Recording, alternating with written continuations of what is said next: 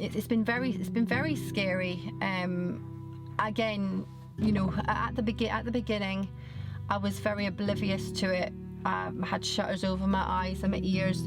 I never expected it to kind of come to Britain. I thought this was something that was going on at the other side of the world and would never affect, you know, me or anyone, you know, around me. And then as it escalated and as I kind of watched the news more, I realised, you know, how serious this was.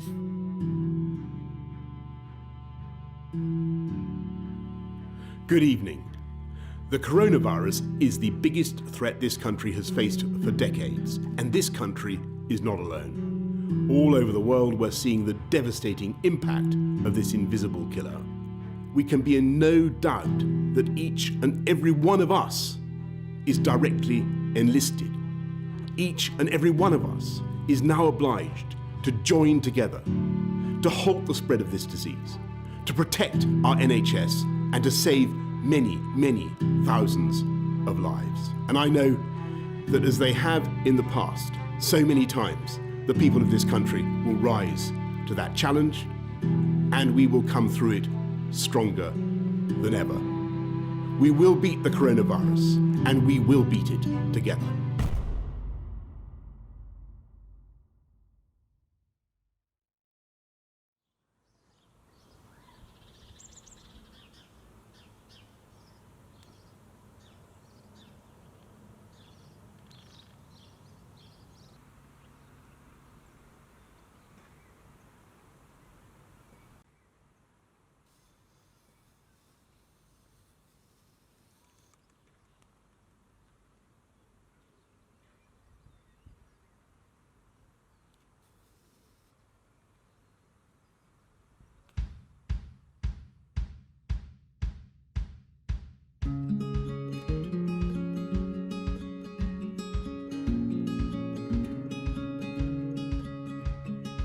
Felt about lockdown. At first, like I said, I thought it was only going to be a minimal period of time. I was very narrow-minded, thinking this isn't going to affect Britain or Scotland.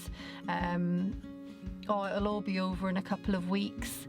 And then as it escalated and as I kind of watched the news more, I realised, you know, how serious this was, and you know, it wasn't something that was just going to brush away. You know, we're weeks into it, and it's still ongoing. And even though it's obviously starting to progress and get better, it's not going to go back to normality as we know it for a very long time. There's going to be, you know, provisions in place for a very long time.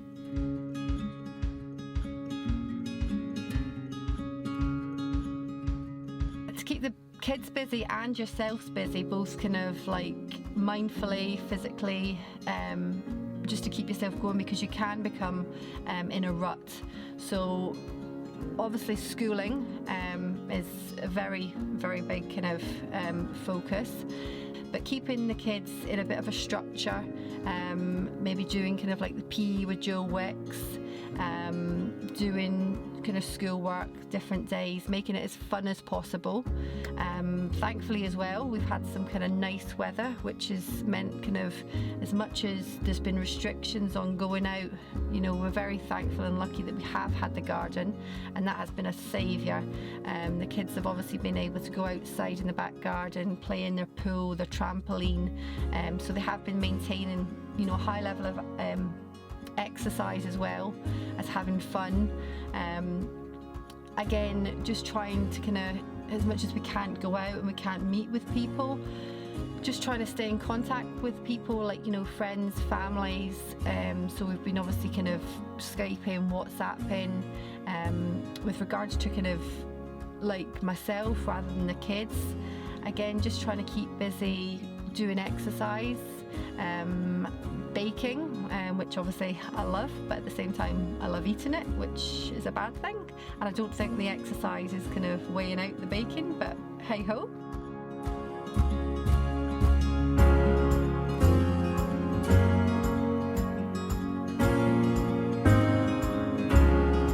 Education is very important. It's key. I think whatever age your kind of kids are, it's obviously a key point of their life is learning. And I think the whole coronavirus pandemic has affected everyone, no matter of what age, in some form. To be teacher and mummy, it is very, very, very challenging. But at the same time, like I said, it can be quite rewarding. Unfortunately, the children don't have like the same kind of respect as such for me as a teacher. I try to basically put some discipline in place, like this is kind of school time. We need to concentrate, but again, knowing that I am mummy, they know how to kind of push the buttons and moan that oh, I don't want to do this and don't want to do that, and like, well, would you do that with your teacher? No, but I'm not their teacher. Obviously I don't know what they're learning at school, so I'm just kind of teaching them as much as I can. Thankfully mine are still at the age where they're learning 2 add 2, so that's quite handy. But it's very hard to define by the difference between mummy and teacher.